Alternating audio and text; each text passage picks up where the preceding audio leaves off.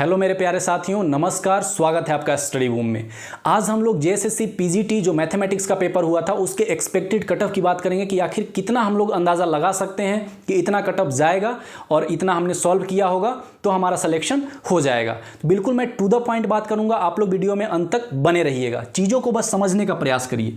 2 दिन एग्जाम हुआ था, 31 को और 1 को, और आप लोगों ने नोटिफिकेशन बिल्कुल देखा होगा कि जब भी एक पेपर का 2 शिफ्ट में एग्जाम होगा तो उसमें नॉर्मलाइज्ड किया जाएगा। तो कई छात्र इसको लेकर भी सशंकित थे कि आखिर नॉर्मलाइजेशन जो प्रक्रिया होगी कैसे होगी और किस किस को फायदा मिलने वाला है। तो देखिए, पहले एक चीज़ को समझ लीजिए। पहले मैं आपको नॉर्मलाइजेशन को समझा देता हूं, क्योंकि आप बार बार एक ही चीज़ को फिर कमेंट करके ना पूछें।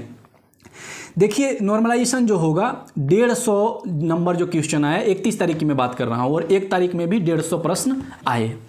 नॉर्मलाइजेशन जो प्रक्रिया होती है ना, जेएसएससी ने अपने वेबसाइट पे डाला हुआ है, थोड़ा सा पेचीदा है। अगर देखना चाहते हैं तो वहाँ से भी डाउनलोड कर सकते हैं, नहीं तो मैं डिस्क्रिप्शन में टेलीग्राम लिंक आपको दे दिया हूँ, वहाँ पे भी मैंने अपलोड किया है, वहाँ से भी जाकर डाउनलोड कर सकते हैं ईजिली। ठीक है, लेकिन बिल्कुल मैं ईजी तरीके से समझा रहा हूँ, समझ लीजिए।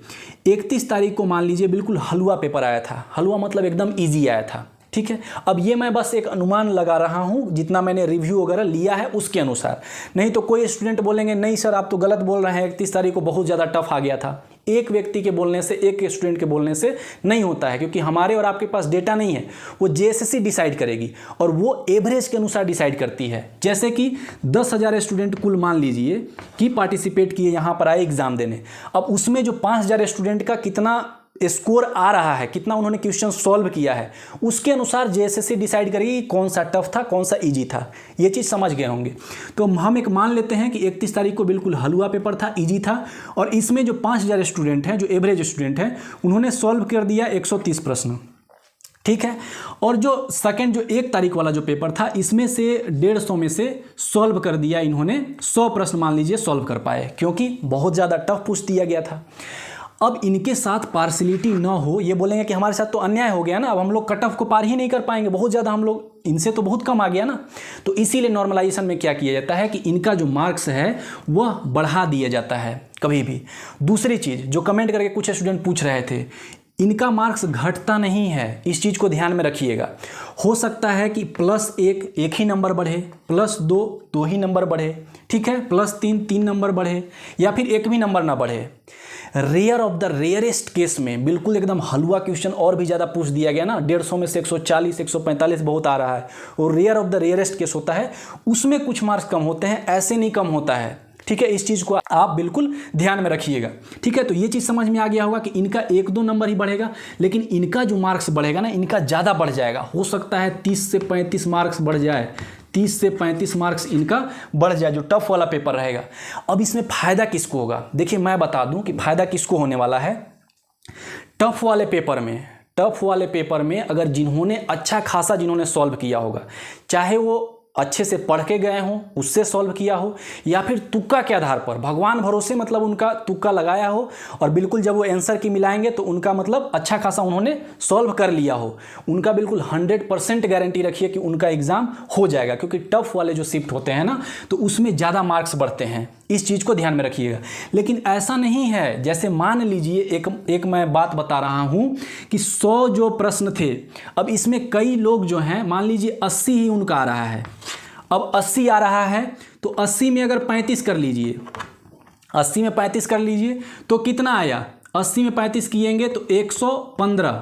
ठीक है, 115 ही इनका हुआ, 115 ये नंबर ले पाए, क्योंकि 35 मतलब इनका क्वेश्चन ही मान लीजिए 80 प्रश्न इन्होंने सॉल्व किया, 35 प्रश्न का इनको और एडवांटेज दे दिया गया, तो 115 प्रश्न हो गया। और जो प्रश्न जो उठा रहा है कट ऑफ जो उठा रहा है वो 130 पे मान लीजिए उठा रहा है, 130 पे या 135 पे उठा रहा है, 135 पे उठा रहा है। ठीक है, तो 135 पे उठा रहा है, तो इसको क्या फ़ायदा हुआ? इसको फ़ायदा नहीं हुआ। लेकिन टफ शिफ्ट में जिसने अगर ज़्यादा मार्क्स किया होगा, जो मैंने अभी चर्चा की, चाहे वो तुक्का से ही क्यों ना किया हो, मान लीजिए किसी का 105 किसी ने सॉल्व कर लिया, 105 किसी ने सॉल्व कर लिया, तुक्का ही से सॉल्व करे, गेस से ही सॉल्व करे, लेकिन इसने सॉल्व किया। अब इसमें 35 इसमें ऐड कर दीजिए, तो इसका तो हो गया ना आराम से। इसीलिए बस ये मैं समझा रहा था कि जिसने जो भी अगर टफ जिसका शिफ्ट आया होगा, ठीक है, टफ में अगर उसने चाहे गेस वगैरह करके किसी भी तरह अगर वो आंसर की आप लोग मिलाइएगा, अगर उसमें ज़्यादा अगर मैक्सिमम अगर वो सॉल्व कर पा रहे हैं, मैक्सिमम उनका सही हो रहा है, तो उनका 100% चांस मतलब है कि हो जाएगा। लेकिन अभी पता नहीं चलेगा कि कैसे मतलब किसका टफ था किसका इजी था। ठीक है, इस चीज़ को ध्यान में रखिएगा। तो ये चीज़ समझ में आ गया होगा। अब आइए हम लोग बात करते हैं कि 2017 में कितना कट ऑफ गया था। 2017 में जो जनरल का था 158 यानी 79 जिसने भी सॉल्व किया था उसका बिल्कुल हो गया था अंतिम चयनित अभ्यर्थी। अंतिम चयनित अभ्यर्थी देखिए, एक दो व्यक्ति का नहीं लिया जाता है। जैसे 150 में किसी एक व्यक्ति का 135 आ गया, उससे अंदाजा मत लगाइए, मिनिमम से कट ऑफ उठता है। ठीक है, इस चीज़ को ध्यान में रखिएगा। BC1 का जो है 76 क्वेश्चन सॉल्व किया था, अंतिम चयनित भर्ती उसका हो गया था। और BC2 की बात करें तो 75 में ही हो गया था। अब बाकी कैंडिडेट कहाँ गए, तो देखिए बाकी कैंडिडेट यहाँ पे आपको शो हो रहा होगा कि जो बाकी कैंडिडेट जो थे वह उनको मिले ही नहीं, यानी उन्होंने मिनिमम क्वालिफाइंग जो अर्हतांक जो अंक है उन्होंने प्राप्त ही नहीं किया। जो SC ST कैटेगरी और बाकी जो ये सारे कैटेगरी हैं इन्होंने प्राप्त ही नहीं किया, तो ये क्वालिफाई ही हो सकता है, फॉर्म ही नहीं अप्लाई किया होगा, या फिर जो पेपर 1 था उसमें क्वालिफाई ही नहीं कर पाए होंगे, ऐसा भी हो सकता है। इसीलिए इनका डेटा नहीं है। ऐसा अब पास करेंगे तभी तो रहेगा ना, तो इनका नहीं है। लेकिन जो झारखंड सरकार के अंतर्गत जो ऑलरेडी जॉब कर रहे हैं तो TGT के माध्यम से, तो उन्होंने अगर PGT दिया होगा तो उनका जो है उनका कट ऑफ 164 गया है, इससे ज़्यादा ही यहाँ पर गया है। तो अब देखिए बात करें 2023 का, मैं एक ओवरऑल नॉर्मलाइज्ड जो क्वेश्चंस होंगे उसकी मैं चर्चा करूँगा। तो यहाँ पर जो UR में अगर आपने 85 से 90 अगर आपका आया होगा, 85 से 90 आप अपना मिला लीजिएगा। अब देखिए क्वेश्चंस जो मैं बता रहा हूँ ना, ये ओवरऑल बता रहा हूँ इतना। अगर मान लीजिए किसी का कम भी अगर इसमें आया होगा ना, वो भी एक्सपेक्ट कर सकते हैं, क्योंकि उनको पुश किया जाएगा ना, उसको मार्क्स ऐड किया जाएगा। तो इस चीज़ को ध्यान में रखिएगा ये चीज़। तो UR का अगर 85 से 90 अगर जिसने भी अगर आंसर की में अगर आप मिला लीजिएगा तो उसमें आपका हो जाएगा। BC2 की अगर बात करें तो BC2 में 81 से 82 अगर आपका अगर आया होगा तो आप बिल्कुल एक्सपेक्ट कर सकते हैं कि आपका हो जाएगा, और ज़्यादा आया होगा तो बिल्कुल 100% चांस रखिए। BC1 की बात करें तो 78 से 80 अगर जिसने सही सॉल्व किया होगा, चाहे वो कैसे भी सॉल्व करे, तो उसका बिल्कुल चांसेस है।